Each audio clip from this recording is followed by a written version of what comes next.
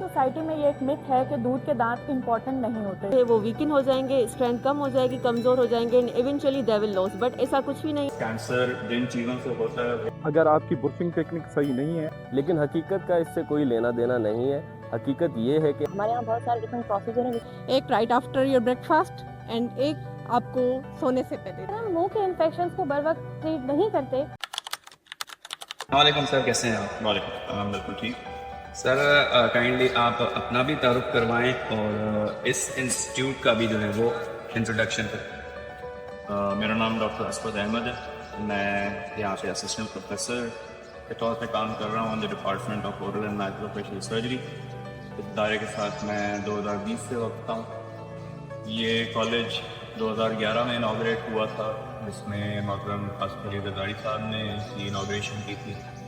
उस टाइम से लेके अभी तक अल्हम्दुलिल्लाह the dental OPD, the dental college has been working very nice. अच्छा सर, ये बताएं कि इस बात में कितनी सदाकत है कि दांत निकालने से कैंसर होता है, या ये कोई मिथ है, या इसके अलावा और भी मिथ्स मौजूद हैं मार्केट में? ये एक मिथ है, इस पर कोई भी सच्चाई नहीं है कि दांत निकालने से कैंसर होता है। कैंसर जिन चीज़ों से होता है वो ऑलमोस्ट पूरी दुनिया को पता है, जिसमें तंबाकू शामिल है, अल्कोहल है और कई ऐसी चीज़ें हैं, लेकिन दांत निकालने से बगैर खुद कैंसर नहीं होता। हमारी सोसाइटी में ये एक मिथ है कि दूध के दांत इम्पोर्टेंट नहीं होते, लेकिन फैक्ट ये है कि दूध के दांत बहुत ज़्यादा इम्पोर्टेंट होते हैं।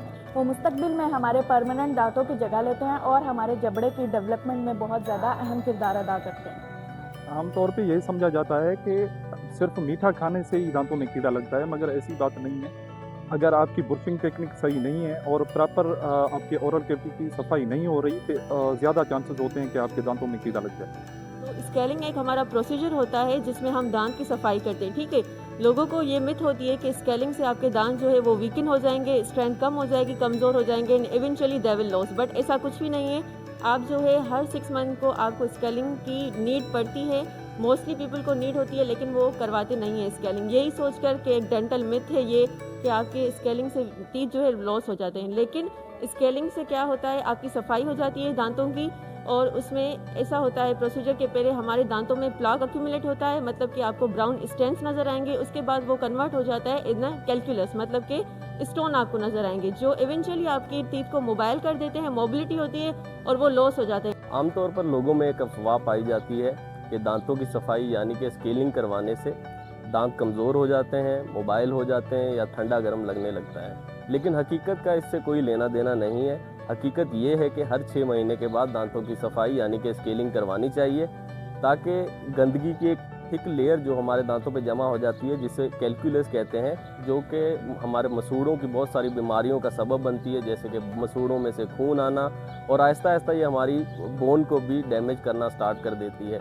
इसलिए हर 6 महीने के बाद स्केलिंग करवानी चाहिए। नॉर्मली हमें ये बताया जाता है कि जब भी आपको दांत में दर्द हो तो आपको ओनली सोल्यूशन आप दांत को निकलवा दें, लेकिन असल में ऐसा नहीं होता। हमारे यहाँ बहुत सारे डिफरेंट प्रोसीजर हैं जिसमें हम दांत को सेव कर सकते हैं, जैसे कि root canal treatment. Root canal treatment में दांत सेव भी हो जाता है। उसका एक मिथ है कि वो बहुत अनप्लीजेंट एंड पेनफुल प्रोसीजर है, लेकिन असल में ऐसा नहीं होता। हम पेशेंट को एनेस्थीसिया देते हैं जिससे पेशेंट को पेन नहीं होता, प्रोसीजर बहुत स्मूथ और प्लीजेंट हो जाता है और आपका दांत भी सेव हो जाता है। काफ़ी लोगों को ये लगता है कि ऊपर वाले दांत निकलवाने से हमारी आईसाइट पर बुरा असर पड़ता है, लेकिन इसका हकीकत से कोई भी ताल्लुक नहीं है।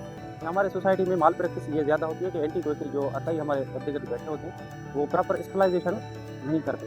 इससे क्या होता है कि हेपाटाइटिस, HIV के फैलने के बड़े चांसेस होते हैं। और हमारे यहाँ जो HIV और फिर हेपाटाइटिस वो मोस्टली डेंटल जो क्लिनिक्स है वहाँ से ज़्यादा फैलती है, क्योंकि वहाँ प्रॉपर जो अतई बैठे हैं वो प्रॉपर स्टेलाइजेशन नहीं करते। तो हम पब्लिक को यही कहेंगे, बेहतर है कि आप जो रजिस्टर्ड डेंटिस्ट है कोशिश करें उनके पास है। और जो अच्छा सर, ओरल हेल्थ की जो है वो इम्पोर्टेंस क्या है?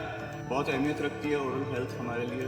कहा यह जाता है कि ओरल कैविटी, हमारी जो मुंह है हमारा, वो हमारी बॉडी का गेटवे है, वो एंट्री पॉइंट है हमारी बॉडी के अंदर। तो साफ़ रखना बहुत अहम है। इसकी मज़ीद इम्पोर्टेंस आपको हमारे एक्सपर्ट्स, फैकल्टी मेंबर्स और स्टूडेंट्स बताएंगे। दांत जो होते हैं, जो मुंह होता है, वो बहुत ज़्यादा इम्पॉर्टेंट होता है अपनी पूरी बॉडी के अंदर। अगर हम अपने मुंह की सफाई नहीं रख पाएंगे, अपने मुंह की हाइजीन को कंट्रोल नहीं कर पाएंगे, तो यकीनन हमारा जो बैक्टीरिया हैं वो हमारी बॉडी तक पहुंच जाएंगे, जिसकी वजह से हमारा मुंह जो है वो बैक्टीरिया से भर जाएगा और बहुत सारी बीमारियों में मुब्तला हो सकता है।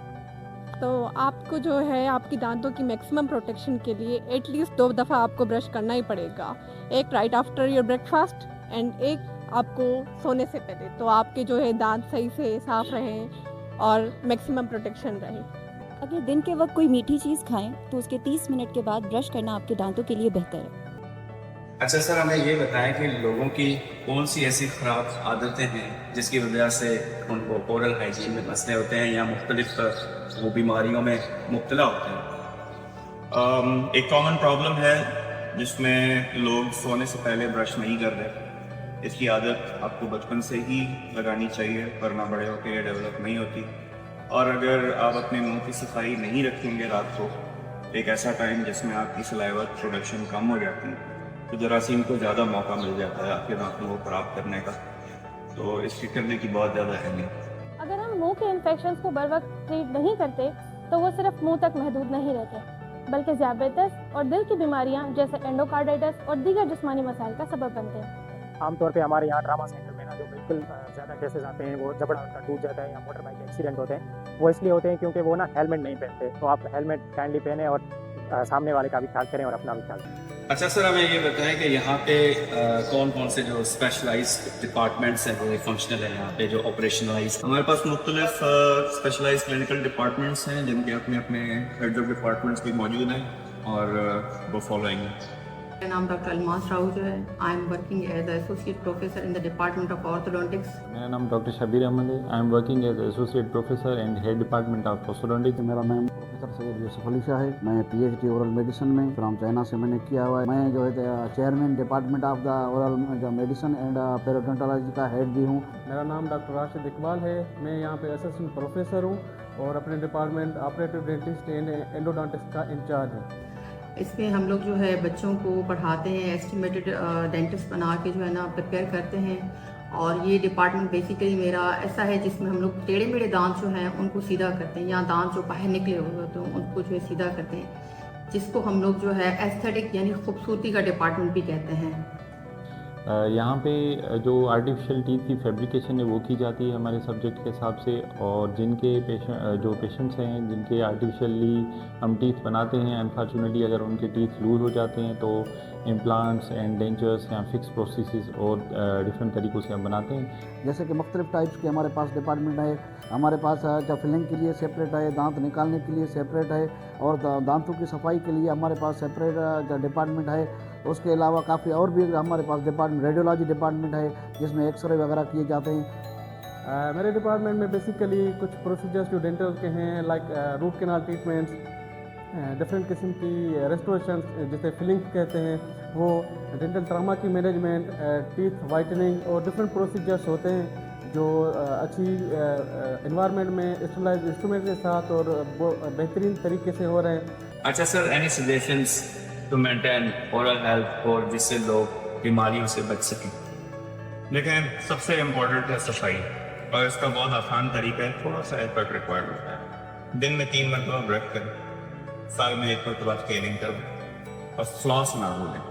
फ्लॉस की आदत मैंने देखा है काफ़ी लोगों को नहीं होती। ये 3 चीज़ें अगर आप कर लें, आप अपने दांतों की हेल्थ बहुत अच्छी तरह मेंटेन करें। मेरी सजेशन यही होगी पेशेंट्स के रिगार्डिंग के अगर वो टीथ का हाइजीनिकली अगर ख्याल रखेंगे, रेगुलरली ट्वाइस जो डेली ब्रशिंग और इसके अलावा और अदर मेजर्स यूज़ करेंगे, तो आर्टिफिशियल टीथ की बनाने की सच नीड नहीं होगी, क्योंकि हमारे पास वो कंप्लायंस नहीं है आर्टिफिशियल टीथ, और बहुत एक्सपेंसिव तरीका है। दांतों की सफाई जिसे कहते हैं हम स्केलिंग कहते हैं, तो हर 6 महीने के बाद जो है तो पेशेंट क्लिनिक पे विजिट करके अपने मौलिक से रब्ता करके अपने दांतों की सफाई करवानी चाहिए। पूरी फैमिली को चेकअप करवाना चाहिए, बच्चे हैं, बड़े हैं, बूढ़े हैं। आप जो है डेंटिस्ट को एवरी 6 मंथ विजिट लाजमी करें और स्केलिंग और पॉलिशिंग की ट्रीटमेंट आप करवाएं। इससे आपके गम्स जो हैं वो हेल्दी रहेंगे एंड आप जो है दांतों को लॉस करने से बच जाएंगे। जो मेन टीथ लॉस की या दांत खोलने का रीज़न है वो है टीथ की सफाई ना करना, उनकी हाइजीन का, ओरल हाइजीन का ख्याल ना रखना है, ठीक है ना।